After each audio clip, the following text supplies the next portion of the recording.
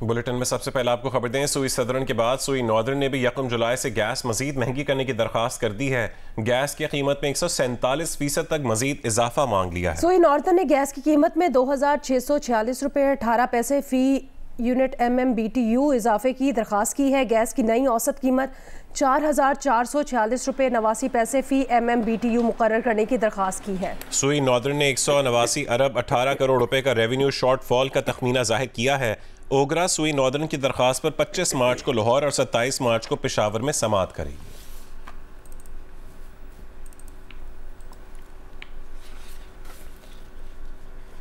इससे पहले सुई सदरन ने 1 जुलाई से गैस 324 रुपये फ़ी MMBTU महंगी करने की दरखास्त की थी। ओगरा आज कराची में दरखास्त की समाअत करेगी। ओगरा के मुताबिक सुई सदरन ने मकामी गैस की मुजवजा कीमत में 274 रुपये 40 पैसे जबकि दरामदी गैस LNG की मद में 49 रुपये 63 पैसे फ़ी MMBTU इजाफा मांगा है।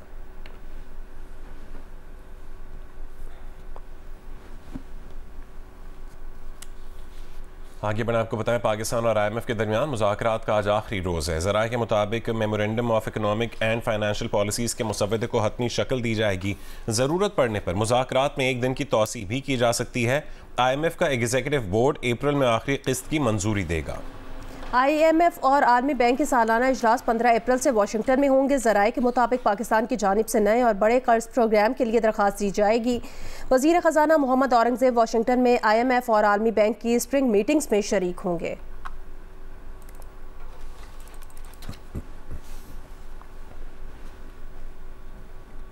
आगे बढ़े दीगर अहम खबरों में आपको बताएं, शिमाली वजीरिस्तान के इलाके मीर अली में दहशत गर्दों से लड़ते हुए जाम शहादत नोश करने वाले अफसरान और जवानों को मुकम्मल फौजी एजाज के साथ उनके आबाई इलाकों में सुपुर्द खाक कर दिया गया। ISPR का कहना है कि पाक फौज के बहादुर जवानों की ये कुर्बानियां दहशत गर्दी के खिलाफ जंग में हमारे अज़म को मजीद मजबूत करती हैं। मादरे वतन से दहशत गर्दी के नासूर के खात्मे तक ये जंग जारी रहेगी। ISPR के मुताबिक शिमाली वजीरिस्तान के इलाके मीर अली में दहशत गर्दों से लड़ते हुए जाम शहादत नोश करने वाले कराची की लेफ्टिनेंट कर्नल सैयद काशिफ अली को इस्लामाबाद, जिला तलागंग के कैप्टन मोहम्मद अहमद बदर को आबाई इलाके में सुपुर्द खाक कर दिया गया। हवलदार साबिर शहीद को जिला खैबर, नायक खुर्शीद शहीद को जिला लकी मरवत, सिपाही नासिर शहीद को जिला पेशावर, सिपाही राजा शहीद को जिला कोहाट और शहीद सिपाही साजिद को एबटाबाद में मुकम्मल फौजी एजाज के साथ उनके आबाई इलाके में सुपुर्द खाक कर दिया गया। नमाज जनाजा में शोहदा की अहल खाना, अजीज़ व अकारीब, पाक फौज के अफसरान, उमायदीन इलाका और लोगों की कसीर तादाद ने शिरकत की। ISPR का कहना है पाक फौज के बहादुर जवानों की ये कुर्बानियाँ दहशत गर्दी के खिलाफ जंग में हमारे अज़्म को मजीद मजबूत करती हैं। मादर वतन से दहशत गर्दी के नासूर के खात्मे तक हमारी ये जंग जारी रहेगी। आगे बढ़ें, खबर दें, सदर मुमलिकत आसिफ अली जरदारी ने मीर अली शिमाली वजीरिस्तान हमले के शोहदा को खिराज अकीदत पेश किया है और दहशत गर्दों को मुंह तोड़ जवाब देने के अज़्म का इयादा किया है। सदर मुमलिकत आसिफ अली जरदारी ने कहा कि मुल्क में दहशत गर्द कार्रवाइयाँ करने वालों को मुंह तोड़ जवाब देंगे। उन्होंने कहा कि हमारे बहादुर भाई, बेटे और दोस्त सरहदों की हिफाजत कर रहे हैं। वो वादा करते हैं कि हमारे बेटों का खून रायगा नहीं जाएगा। पाकिस्तान के अवाम और फौज एक साथ हैं, दहशत गर्दों का मुकाबला करेंगे। मेरे बहादुर भाइयों, बेटों, दोस्तों जो सरहद की हिफाजत कर रहे हैं, मैं आपसे ये वादा करता हूँ कि ये मेरे बेटों का खून रागा नहीं जाएगा और हम इस खून का खराज लेंगे, इनसे सबसे खराज लेंगे। पाकिस्तान ने यह तय कर लिया है कि जो भी हमारे सरहदों पे या हमारे घर में आके या हमारे मुल्क में आके जो भी टेररिज्म करेगा, हम उसका मुंह तोड़ जवाब देंगे, चाहे वो कोई भी हो। वज़ीर दिफा ख्वाजा आसिफ ने कहा है कि फ़ौज जिस तरह कुर्बानियाँ दे रही है, उनकी जितनी इज्जत करें कम है। दहशत गर्दी के खिलाफ जंग मुत्तहद होकर लड़ी जा सकती है। सियालकोट में मीडिया से गुफ्तगू में कहा कि कुछ लोगों ने शोहदा का मजाक उड़ाया, उन्हें रिटर्निंग अफसरों से तशबीह दी। इस्टेब्लिशमेंट से तमाम जमातों के इख्तिलाफात रहे, लेकिन किसी ने यह रवैया नहीं अपनाया। जो शोहदा के खिलाफ बयानात देते हैं, उनका दहशत गर्दों से ज़रूरी कोई राब्ता है। ये सब कुछ एक मनसूबाबंदी के तहत हो रहा है।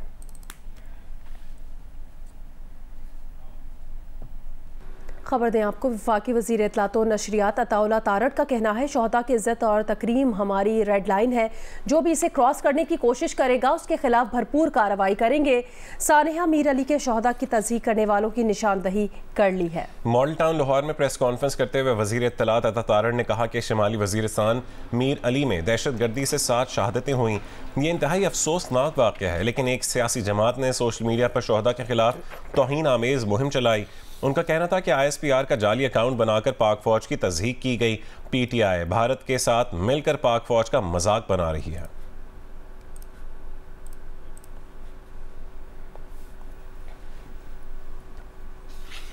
खैबर पख्तूनख्वा के मुशीर इत्तलात बैरिस्टर सैफ ने कहा है कि शोहदा की तौहीन से मुतालिक PTI ने सोशल मीडिया पर कोई मुहिम नहीं चलाई।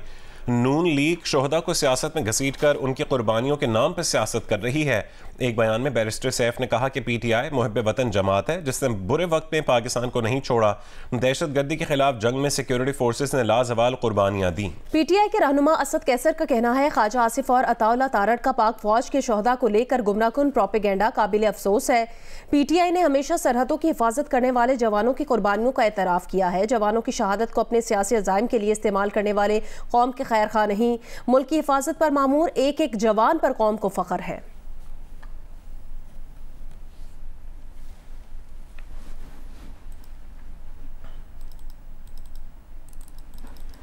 आगे बढ़े खबर दें, फैसलाबाद में वासा के 2 मसीही मुलाजमीन आसिफ और शान सीवरेज लाइनें साफ करते हुए जहरीली गैस के बायस जिंदगी की बाजी हार गए हैं। लवाहिकी ने वज़ीर आला पंजाब मरियम नवाज से दाद रसी की अपील की है। वज़ीर इंसानी हुकूक और पार्लिमानी उमूर पंजाब खलील ताहिर सिंधु ने नोटिस ले लिया, कहा लवाहिकीन की दाद रसी करेंगे। आसिफ और शान की माओ ने मरियम नवाज से कहा है कि उम्मीद है आप हमारे सफाई करने वाले हीरोज़ की माओ को इंसाफ दिलवाएंगी। इस तरह की अंधोनाक मौत का ये पहला वाक़या नहीं है। ऐसे इक़दाम यकीनी बनाएं कि सेफ्टी के आलात के जरिए उनकी जानों को तहफ़्फ़ुज़ फराहम किया जा सके।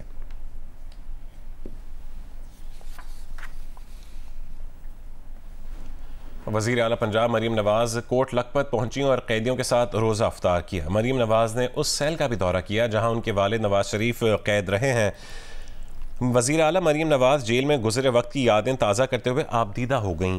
मरियम नवाज ने कैदियों के लिए वीडियो कॉल फैसिलिटी का भी इफ्तिताह किया। इस मौके पर वज़ीर आला पंजाब ने सूबे भर में कैदियों के लिए 3 महीने सज़ा में कमी और 155 कैदियों की रिहाई का ऐलान किया। इस मौके पर मरियम नवाज का कहना था वो सेंट्रल जेल आते हुए खुद कैद में गुजारा हुआ वक्त याद कर रही थी। वो सजाए मौत की चक्की में बंद थी। उन्होंने कड़े वक्त का सामना किया। उनके वालिद भी इसी जेल में बंद थे, मगर मुलाकात की इजाज़त नहीं थी। हफ्ते में एक बार मिलने दिया जाता था। वो वक्त जो मैंने गुजारा यहाँ पे, बाकी वक्त आजमाइश का था। मैं कभी, आप में से बहुत सारे लोग ऐसे भी होंगे यहाँ पर जो बैठे हैं और जो यहाँ नहीं बैठे, जो बेगुनाह होंगे, तो वो उस वक्त मैं सवाल करती थी कि मैंने ऐसा क्या किया है कि मैं यहाँ पर आई हूँ। फिर जब उसका मुझे जवाब नहीं मिलता था तो मैं जायनमाज़ पे बैठ के वो अल्लाह ताला पे छोड़ देती थी कि अल्लाह ताला ये सब देख रहा है। हमारे निज़ाम इंसाफ में कमज़ोरी हो सकती है, अल्लाह ताला के निज़ाम में कमज़ोरी नहीं है। और मुश्किल वक्त है, मैं जानती हूँ, अच्छी तरह जानती हूँ, लेकिन मैं ये चाहती हूँ कि इस मुश्किल वक्त में भी जितनी आसानी मैं आपके लिए कर सकूँ, जो मैं बेहतरी इस निज़ाम में ला सकूँ वो मैं लाऊँगी इंशाअल्लाह ताला। मेरी बात, जब मैं उधर थी,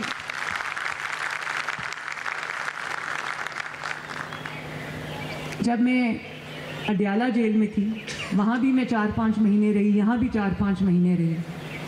तो मुझे ये पता है कि आप लोग, अभी मुझे मेरे साथ जो बैठी थी उन्होंने कहा कि हम अपनी अपील्स के इंतज़ार में हैं। तो मैं इस तकलीफ़ को भी जानती हूँ, क्योंकि जब मेरी बेल का मौका आता था, तारीख़ आती थी, तो मैं इंतज़ार में होती थी कि शायद कोई ख़बर आए। तो पता चलता था कि जज जो है वो 3 हफ्ते की छुट्टी पे चला गया।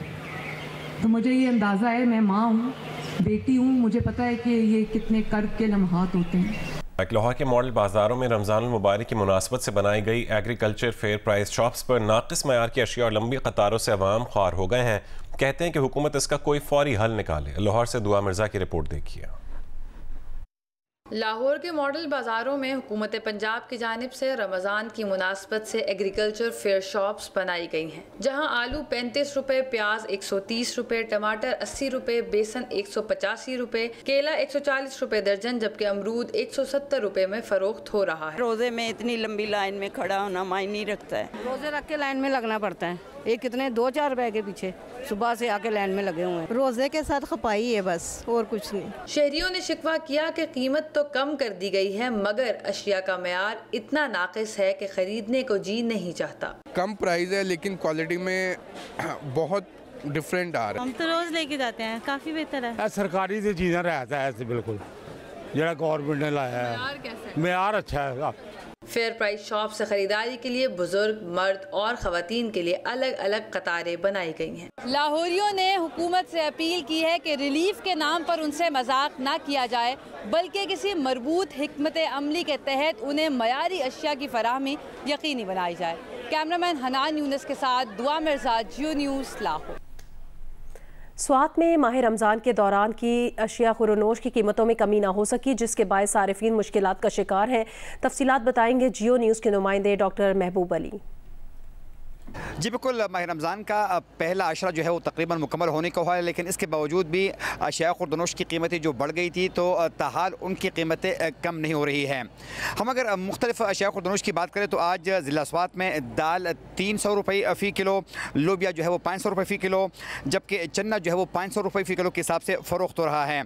इस तरीके से चीनी 150 रुपये, जबकि घी जो है वो 380 रुपये से लेकर 500 रुपये फ़ी किलोग्राम के हिसाब से फ़रोख्त हो रहा है। जबकि आटा जो है 20 किलो का जो तेला है वो 2950 रुपये के हिसाब से फ़रोख्त हो रहा है। और शहरों का ये कहना है कि हुकूमत इदारे जो है वो बिल्कुल खामोश हो गए हैं, जो ग्रान फरोश है उनके खिलाफ इकदाम नहीं हो रहे हैं, जिसके बाइस इन अशिया की कीमतें जो है वो कम नहीं हो रही हैं। शहरों ने एक दफ़ा फिर इंतज़ामिया से ये मुतालिबा किया है कि ग्रान फरोशों के खिलाफ फ़ौरी तौर पर कार्रवाई की जाए, ताकि अशिया खुर्दनोश में जो खुद साख्ता इजाफ़ा किया गया है उसमें कमी लाई जा सके।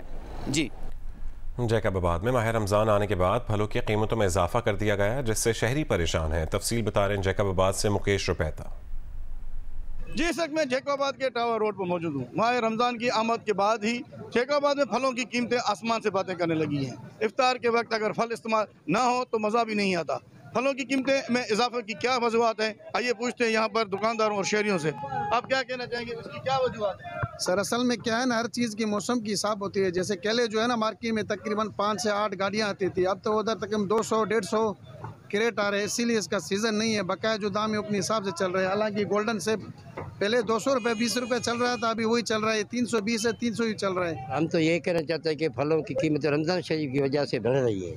पहले हम आते थे, नारंगी लेते थे 100 की 1.5 किलो मिलती थी, अभी जाके पूछो तो 100-150 रुपये किलो लग रहा है। केले जाके लेते थे 60 रुपये दर्जन, 80 रुपये दर्जन, अभी आपने खुद भाव पूछा कितना, ये रमज़ान शरीफ की वजह से हुआ। जी, इस वक्त आपने यहाँ पर दुकानदार और शहरियों के तासुरात सुने। उनका ये कहना है कि कीमतें जो इजाफा हुआ है वो सिर्फ और सिर्फ माह रमज़ान की वजह से हुआ है। हुकूमत को चाहिए कि माह रमज़ान में शहरियों को रिलीफ फराहम करने के लिए कीमतों पर नज़रसानी और कमेटियाँ कायम करे, ताकि इन पर जो कीमतें हैं उन पर कमी आ सके। जी, नवाबशाह में आटे के निर्खों में इजाफे से गरीब और मुतवस्सित तबके के अफराद परेशानी का शिकार है। तफसील बताएंगे मोहम्मद अनवर शेख। जी, नवाबशाह में आटे की कीमतें आसमान से बातें कर रही हैं। 10 किलो का आटे का थैला 1420 रुपये से लेकर 1500 रुपये, जबकि खुला आटा जो है वो 160 रुपये किलो फ़रोख्त किया जा रहा है। अवाम का ये कहना है कि मुज़ाफ़ात में इसी आटे की कीमतें जो है वो 1600 और 1700 रुपये 10 किलो थैले की है। और इस सिलसिले में लोगों का ये कहना है कि हुकूमत की जानिब से ये दावे किए गए थे कि रमज़ानुल मुबारक के दौरान आटे की कीमतें कम की जाएंगी, लेकिन बजाय ये कीमतें कम करने के मज़ीद बढ़ा दी गई हैं। दूसरी जानिब ये है कि शहर में अब तक जो है वो सस्ते आटे के कोई स्टॉल नहीं लगाए गए, जिसकी वजह से आटा गरीबों को और मुतवस्सित लोगों को महंगा ख़रीदना पड़ रहा है। उनका मुतालबा है कि फौरी तौर पर सस्ते आटे की स्टॉल लगाए जाए और आटे की कीमतों को कंट्रोल किया जाए। जी, लाड़काना रीजन के 42 यूटिलिटी स्टोर्स में से 5 लाड़काना शहर के मुख्तलिफ मकामात पर कायम कर दिए गए हैं। इस बारे में मज़ीद तफसील बताएंगे जियो न्यूज़ के नुमाइंदे साबिर शाह। पाकिस्तान भर में गरीब और मुस्तहिक अफराद में अर्जा कीमतों पर अशिया ज़रूरत की फराहमी के सिलसिले में लाड़काना में यूटिलिटी स्टोर्स कॉरपोरेशन की जानिब से अहम इकदाम किए गए हैं और इस हवाले से लाड़काना शहर में 5 सुपर स्टोर कायम किए गए हैं, जबकि मजमूई तौर पर लाड़काना और कंबर शहदादकोट रीजन में 42 सुपर स्टोर काम कर रहे हैं। मुस्तहिक और गरीब लोगों को अर्जा नरखों पर अशिया फराहम करने के लिए एक मरबूत सिस्टम बनाया गया है, जिसके तहत उन्हें फौरी तौर पर ये अशिया फराहम की जाती है। HBL PSL 9 का फाइनल आज इस्लामाबाद यूनाइटेड और मुल्तान सुल्तान्स के दरमियान खेला जाएगा। इस्लामाबाद ने 2 मरतबा ट्रॉफी जीती है। मुल्तान सुल्तान्स के हिस्से में ये टाइटल 1 मरतबा आया है। कराची के तारीखी नेशनल बैंक स्टेडियम में होगा एक और जबरदस्त मार्का PSL 9 का। टीमें हैं मुल्तान सुल्तान्स और इस्लामाबाद यूनाइटेड। इस्लामाबाद यूनाइटेड इस टाइटल को जीतने का मजा 2 बार चख चुकी है। मुल्तान सुल्तान्स ने ये ट्रॉफी 1 बार उठाई है। एक अहम बात ये भी है कि मुल्तान सुल्तान्स मुसलसल 4थी मरतबा फाइनल खेल रही है। दोनों टीमें सीजन 9 में 2 बार आमने सामने आई थी और दोनों ने 1-1 मुकाबला जीता। इवेंट में राउंड मैचों के अख्ताम पर मुल्तान सुल्तान्स ने पहली पोजीशन हासिल की थी, जबकि इस्लामाबाद यूनाइटेड का 3रा नंबर था। प्लेऑफ में मुल्तान सुल्तान्स ने पेशावर ज़ल्मी को शिकस्त देकर बराह रास्त फाइनल के लिए क्वालिफाई किया, जबकि इस्लामाबाद यूनाइटेड को दोनों एलिमिनेटर में कामयाबी की वजह से फाइनल खेलने का मौका मिल रहा है। पाकिस्तान सुपर लीग 9 का फाइनल मुल्तान सुल्तान्स और इस्लामाबाद यूनाइटेड की टीमों के दरमियान होगा। फाइनल से कबल दोनों फाइनलिस्ट टीमों के कप्तानों ने कराची की तारीखी इमारत कराची पोर्ट ट्रस्ट के सामने ट्रॉफी के साथ तस्वीर बनवाई।